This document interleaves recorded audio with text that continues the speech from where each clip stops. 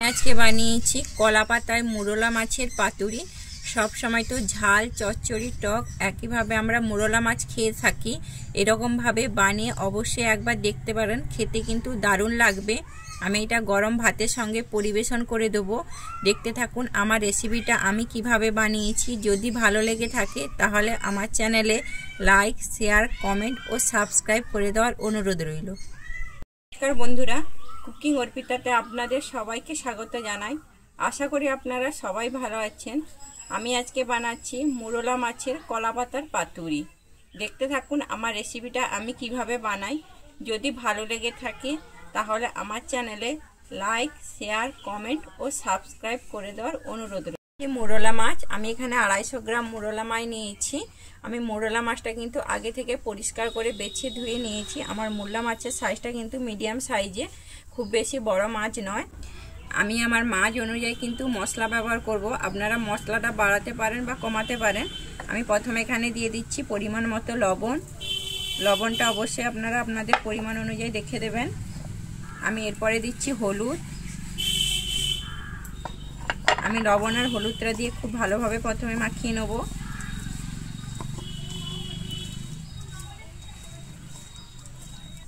আমি লবণ আর হলুদটা কিন্তু খুব ভালোভাবে মাখিয়ে নিয়েছি। আমি এরপর এখানে দিয়ে দিচ্ছি জিরে বাটা। আমি এরপরে এখানে দিচ্ছি সর্ষে। আমি এখানে কালো সর্ষে ব্যবহার করেছি, আপনারা চাইলে সাদা সর্ষেও ব্যবহার করতে পারেন। আর নিয়েছি আমি শুকনো লঙ্কা বাটা।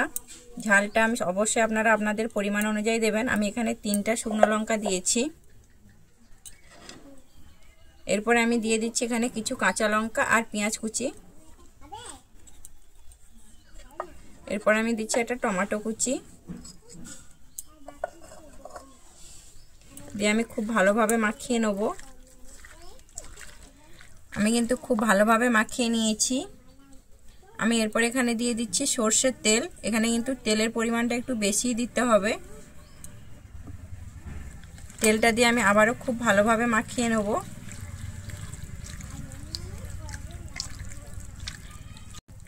আমি কিন্তু খুব ভালোভাবে মাখিয়ে নিয়েছি। আমি এবার এটাকে রেখে দিচ্ছি 10 মিনিটের জন্য। কড়া বসিয়ে দিয়েছি।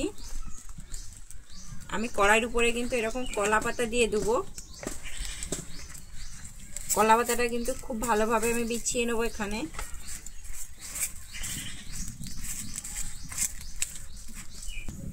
কলা পাতাটা কিন্তু খুব ভালোভাবে দিতে হবে, না হলে কিন্তু তলায় লেগে যাবে। তারপরে আমি যে মাছটাকে মশলা মাখিয়ে রেখেছিলাম, আমার 10 মিনিট হয়ে গেছে। মাছটা আমি দিয়ে দিচ্ছি।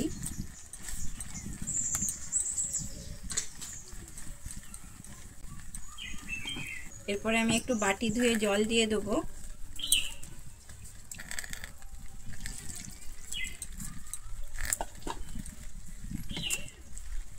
আমি কিন্তু কলা পাতার তলায় সামান্য পরিমাণে জল দেবো, যাতে না তলায় আমার লেগে যায়। জলটা কিন্তু অল্প পরিমাণেই আমি দেবো।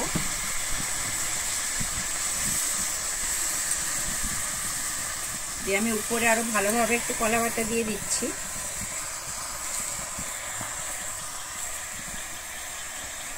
আমি কিন্তু উপর দিয়ে খুব ভালোভাবে কলা পাতা দিয়ে দিয়েছি, খুব ভালোভাবে দিয়ে দিয়েছি।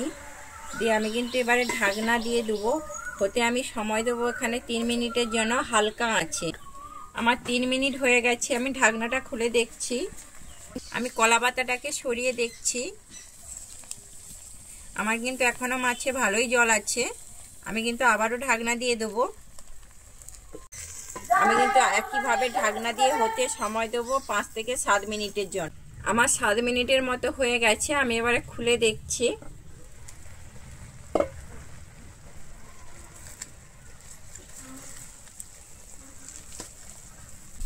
আমার কিন্তু সম্পূর্ণভাবে রেডি হয়ে গেছে, আর জলটাও কিন্তু পুরো শুকিয়ে গেছে।